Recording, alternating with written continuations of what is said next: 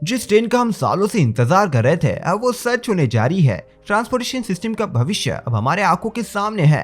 Hyperloop train पूरे दुनिया को बदलने वाली है। इससे पहले हमें पता चलेगा कि आखिर क्या हो रहा है भाई। हम सब जमीन से कुछ ऊंचाई पर खड़े पॉड्स में 1100 किलोमीटर प्रति घंटे के रफ्तार से ट्रैवल कर रहे होंगे और साथ में वातावरण को प्रदूषित होने से भी बचा लेंगे। लेकिन यह सब कुछ इलॉन मस्क जी और रिचर्ड ब्रांसन जी के बड़ी कड़ी मेहनत से संभव होने जा रहा है। और प्रोजेक्ट में लगने वाले हजारों करोड़ों को तो छोड़ ही दीजिए, पैसे की कमी नहीं है। हम सब ट्रांसपोर्टेशन सिस्टम की दुनिया में बड़े बदलाव होते वक्त लाइव देखने वाले हैं। लेकिन ये हवा में चलने वाली ट्रेन कैसे काम करती है और कब हम इसका इस्तेमाल कर सकेंगे। तो दोस्तों अपने कुर्सी की पेटियां बांध दीजिए क्योंकि अब हम यही तो जानने वाले हैं।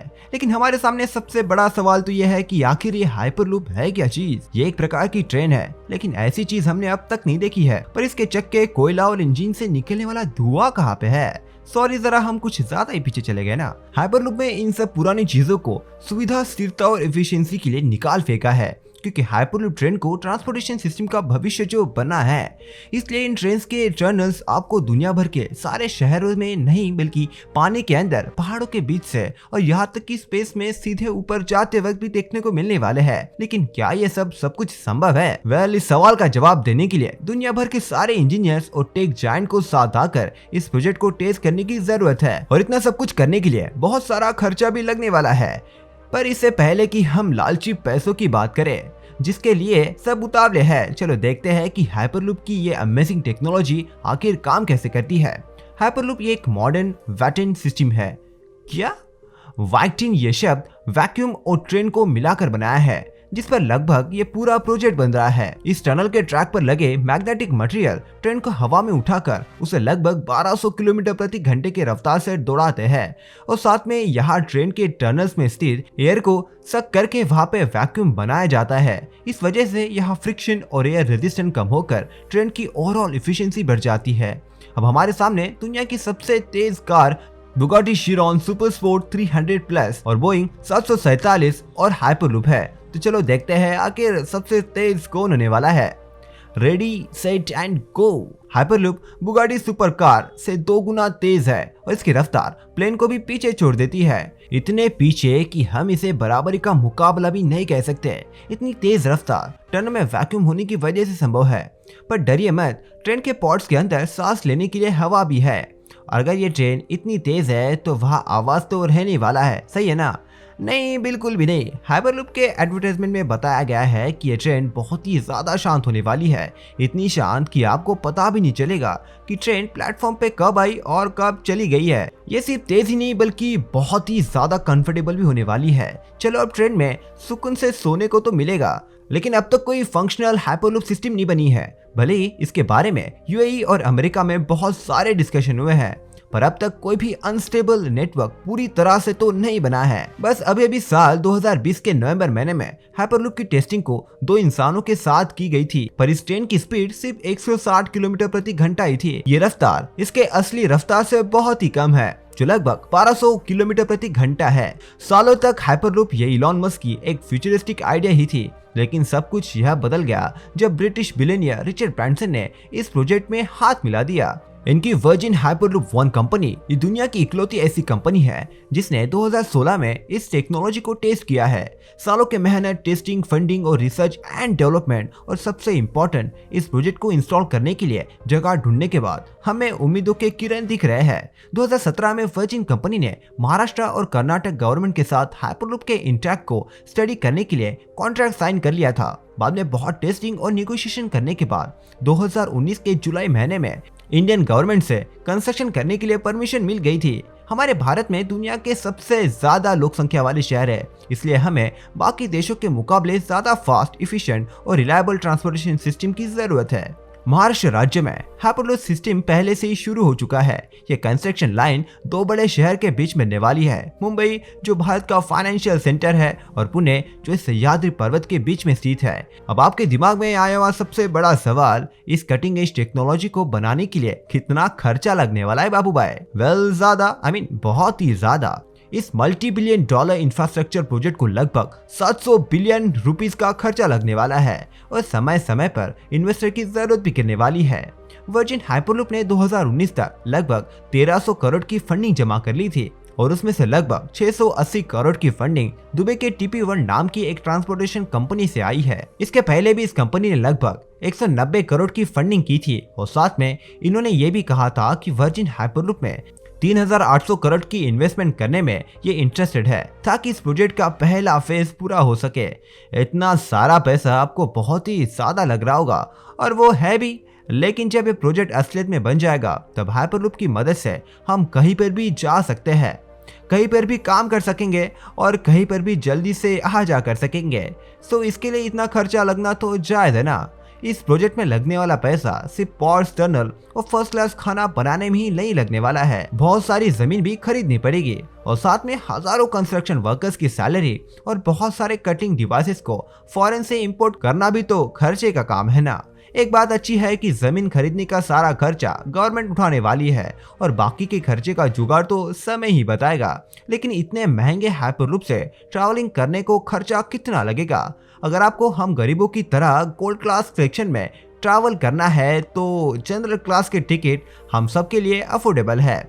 हमें अब तक एग्जैक्ट अमाउंट तो नहीं पता है, पर इसकी प्राइस 10 दिन पहले बुक किए हुए पुणे से मुंबई जा रहे हैं 10,000 रुपए के प्लेन टिकट से तो बहुत ही कम रहने वाली है। वर्जिन कंपनी का प्लान जितना पॉसिबल हो सके उतने कम प्राइस चार्ज करने के लिए सोच रहा है ताकि हाइपरलूप से ट्रैवल करना सारे लोगों के लिए संभव हो जाए।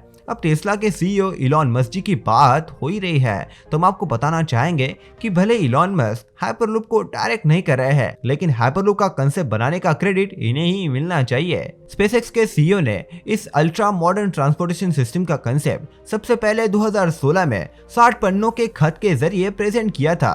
क्या करे, दुनिया के सबसे बिजी इंसान जो है ये इतने बिजी थे कि इन्होंने ये आइडिया सिर्फ खुद के पास ही नहीं रखा बल्कि पूरे दुनिया को ही बता दिया। जिस तरह पृथ्वी का वातावरण प्रदूषित हो रहा है, इलॉन मस्क ने हाइपरलूप के डिजाइन को ओपन सोर्स करने का डिसीजन लिया है। इसका मतलब कोई भी इस आइडिया के डिजाइन को लेकर उसमें एडजस्टमेंट और टेस्टिंग करके रियल लाइफ में इम्प्लीमेंटेशन कर सकता है।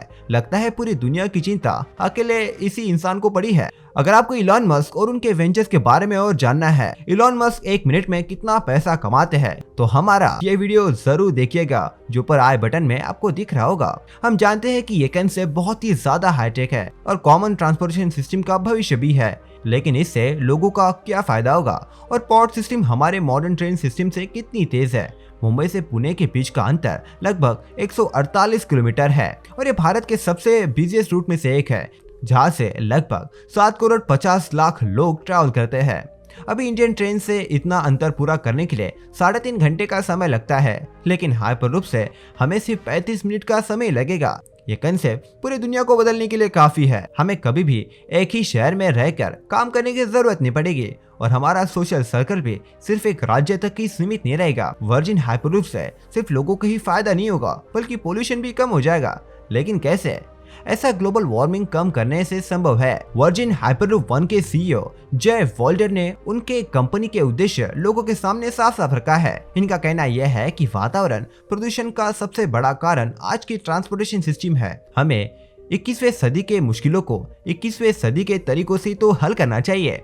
ऐसा कहा जाता है कि हाइपरलूप ट्रेन और एयर ट्रांसपोर्टेशन जैसे कि प्लेन से 6 गुना ज्यादा एफिशिएंट है और साथ में ध्वनि प्रदूषण, कार्बन इमिशन को कम करके लोगों को फ्यूल ट्रांसपोर्टेशन की जगह पे पोल्यूशन फ्री ट्रांसपोर्टेशन यूज करने के लिए उत्साहित भी करता है। ये हमारे लिए बहुत ही बड़ी सफलता है। साथ में हाइपरलूप का हमारे इंडियन इकोनॉमी को भी बहुत ही फायदा होने वाला है। अगर लोगों को और भी ज्यादा जॉब्स और अपॉर्चुनिटीज देने हैं तो हाइपरलूप हमारे भारत में ही बनना चाहिए। वर्जिन हाइपरलूप 1 के CEO जे वॉल्डर ने खुद माना है इस प्रोजेक्ट में हजारों लाखों हाईटेक जॉब्स के साथ 3600 करोड़ का आर्थिक लाभ भी हो सकता है और साथ में भारत हाइपरलूप के पार्ट डिजाइन और मैन्युफैक्चर करके इन्हें पूरी दुनिया में एक्सपोर्ट भी कर सकता है। लेकिन एक सिक्के के हमेशा 2 पहलू होते हैं और हाइपरलूप के भी कुछ खतरे हैं। इस ट्रेन की रफ्तार लगभग आवाज के रफ्तार जितनी है जिससे लोगों को चक्कर आ सकते हैं।